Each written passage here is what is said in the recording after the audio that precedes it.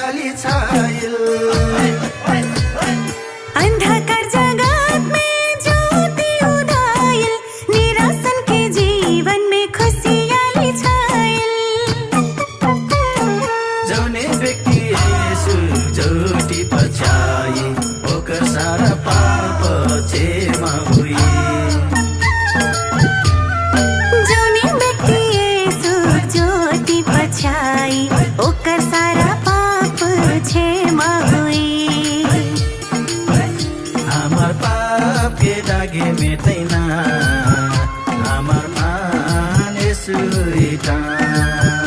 हमर पाप के दागे मेटैन, हमर मान यीशु इटा। हमार पाप के दागे मेटैन, हमार मान यीशु इटा। हमर पाप के दागे मेटैन, हमर मान यीशु इटा।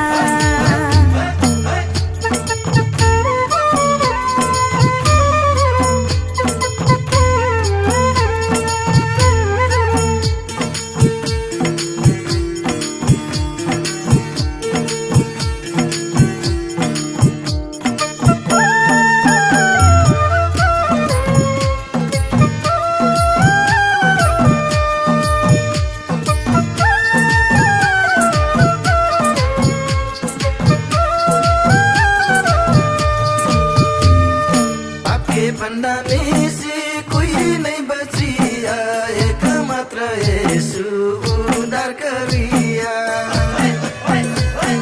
पाप के फंदा में से कोई नहीं बचिया, एक मात्र यीशु उद्धार करिया। हाथ पकड़ी के निकारी ननला, देखला आपन सच प्रेम। हाथ पकड़ी के निकारी नंदला, देखला अपन सच्चा प्रेम। हमार पाप के दागे मेटैन, हमार मान यीशु इटा। हमर पाप के दागे मेटैन, हमर मान यीशु इटा। हमार पाप के दागे मेटैन, हमार मान यीशु इटा। हमर पाप के दागे मेटैन, हमर मान यीशु इटा।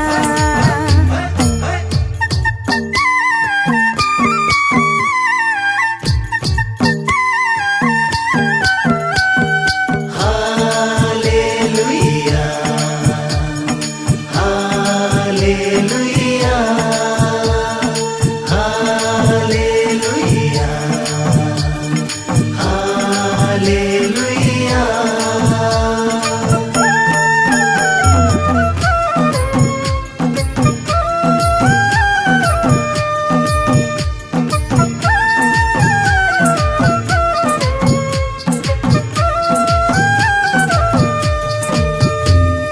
स्वर्गीय पिता से संबंध जोड़ैला, स्वर्ग पृथ्वी के मिलन करैला। स्वर्गीय पिता से संबंध जोड़ैला, स्वर्ग पृथ्वी के मिलन करैला। सब दुखी पापी ने क्षमा कैला, सकौने यीशु आप